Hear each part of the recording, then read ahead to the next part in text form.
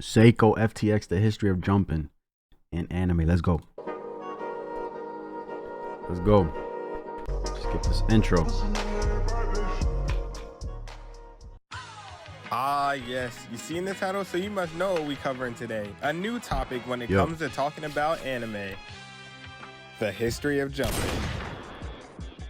So as anime fans, I think we all could agree that jumping is necessary at times, and it could either end in good or bad depending on who's on the receiving end of it. Which is why I took it upon myself to research these different jumpings that happen in history and explain them to y'all. And of course, remember I can't go over every single jumping that happened in anime, but if you have one, just let me know in the comments and I'll get to it. So without further ado, let's get into the video. Let's go, man. So the first thing we gotta address is how Naruto and Sasuke had literally jumped the shit out of this Momoshiki. But before we get to that, you already know I gotta give you some background. So after defeating Gaara's son Shinki, Boruto was happy that he won despite the fact that he cheated. And although he had everyone else fooled, Naruto knew his son wasn't built like that and exposed him. And I'm not about to start slandering Boruto, but you know you're trash when you do some impressive shit and your own dad automatically thinks you're cheating. But anyways, Nah, that gotta be tough, gang. Your own pops don't believe in you. You know what I'm saying? He say you cap. That's tough. After exposing Boruto, Naruto senses a weird presence and looks up to see Momoshiki and Kenshiki posted midair. And when they came down, let Naruto know that they were not only there for the Nine Tails, but related to Kaguya as well. And my first time watching this, I was low-key nervous because when Kaguya came back, at least she was strong, but had the IQ of a vegetable. But these look sensible and dangerous, which is two things you don't want to put together. And to make a long story short, I was right because Momoshiki had charged what looked like a tailed beast bomb on steroids and threw it at Naruto. But being the Hokage, Naruto did exactly what he had to do and shielded the village from the blast, and in return got himself captured. And I'm not gonna lie, this was a high IQ play by Naruto because not only did he save the village, but he knows the riders aren't gonna kill him. Because if we're being honest, at least 98% of the fan base watches because of Naruto and Sasuke, so if they kill one of them, they finna end up like Bleach in 2000. Imagine they get yeeted off the whole thing, bro. Imagine Naruto or Sasuke just dying, bro, and they don't come back. Like, that's the end of the goddamn show, bro. Simple as that. The goddamn anime. 12. So at least a day has gone by and Momoshiki still attempting to absorb Nine Tails chakra from Naruto. And he was talking all kinds of shit too until Naruto's stopwatch started beeping. And Momoshiki had stopped and said, nigga, what is that? And Naruto said that's the timer for his squad because they finna spin any moment now. And sure enough, he was right because they looked up to see the four Kage and Sasuke pull up to save him. And what the is Boruto doing there? And yes, I know I said I wasn't gonna slander Boruto for the sake of getting to the jumping, but why would you bring this man here after cheating on his exam? And hey, to redeem himself, maybe? I don't know. You know what I'm saying? And I ain't gonna lie, good thing he came back. Cause after hearing his own pop say you cheating type shit, it's like, hey, bro, I don't want to hear nothing. I don't want to hear nothing you gotta say, pops. I don't want to save your ass. No, you know what I'm saying? He could have had that type of mentality. As Momoshiki tried to escape, Sasuke came and tackled the shit out of him and gave everyone time to catch up. And realizing he was screwed, Momoshiki had turned Kenshiki into a chakra fruit and ate him, causing him to transform. And when the smoke cleared, it was obvious that this man had turned into an absolute demon. So Naruto and Sasuke finally get to run it back with Momoshiki, and they wanted all types of smoke. And the two wasted no time, pulled up and clashed with Momoshiki. And although he blocked it, Naruto... Yo, how do you guys feel about this new Naruto look, bro? All types of smoke. And the two wasted no time, pulled up and I ain't fucking with it, I ain't gonna lie. The OG look is way better in my opinion. Clash with Momoshiki. And although they change it up, Naruto and Sasuke were just getting started and powered up. And my first time watching this, it had me hyped because Naruto and Sasuke weren't in the leaf anymore, so they had no reason to hold back. And I'm sure they knew that because they instantly started to get active and Momoshiki was ready for it. So as the two come down, they instantly get to jumping and Momoshiki was low-key holding his own and punted Sasuke. But Sasuke was unfazed, using his sword as a tech deck, sending it right back at Momoshiki and giving Naruto a chance to follow up. And look at him, he's throwing hands. And after mixing it up for a bit, Naruto landed a punch and Sasuke came and kicked the shit out of him. And yo, look at these two fiends chase him while he's mid-air. Bro didn't even get to land yet. Hey, no wasting time.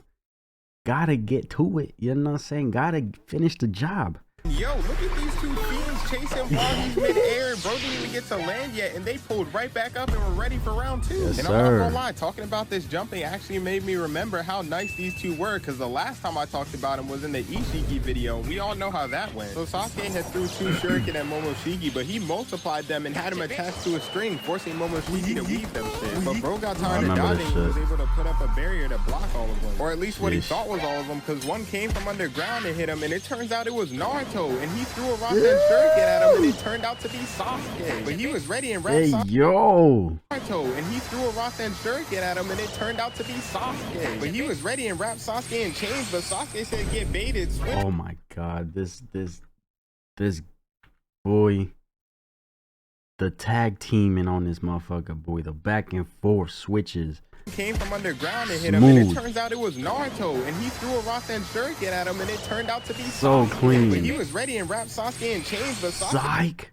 Oh my god, that is sick. They said get baited, switch places, which set Naruto up to punch the shit out of him. And that wasn't all, because Sasuke wanted to be Ash for a day and put this man in a Pokeball. And whether you love or hate Naruto and Sasuke, you can't deny the fact that their teamwork was on point. Yo, dead ass, bro. If this ain't a good example of their chemistry being top tier, bro, I don't know what is, bro.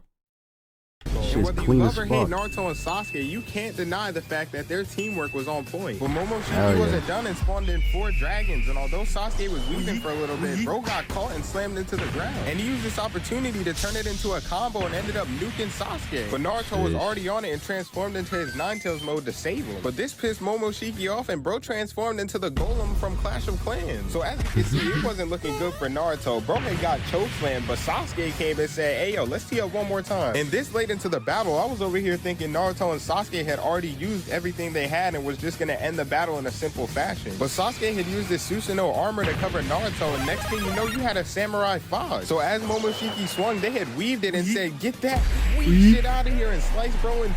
And you could tell they were feeling themselves, because they both landed as if it was another day in the office. And although these two had an iconic jumping, we got to move on and talk about another one that caught my attention. Because when Itadori and Todo had locked in, they were almost, if not just as coordinated as Naruto and Sasuke. So Itadori pulled right up and started boxing with Hanami, and I'm not gonna lie, he putting in work and finished it with a kick. And Todo tried to follow up and got blocked, which caused them to fall back. And just as they had both reset, Hanami had used the flower attack that stunned them, but they were able to that looks so fucking fall back. And just as they had both reset, Hanami had used the flower attack. Shit. Oh, that is this is fucking nice visuals, bro.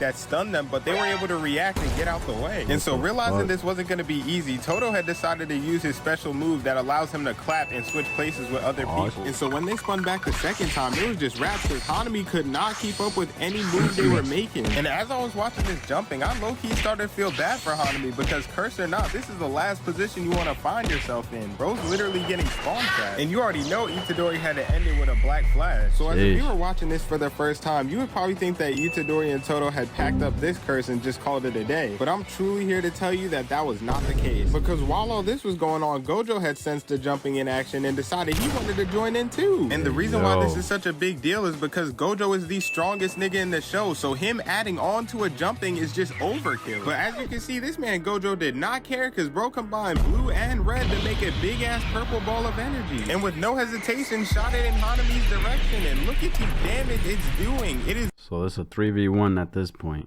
And with no hesitation, shot it in Hanami's direction. So this man's carrying everything.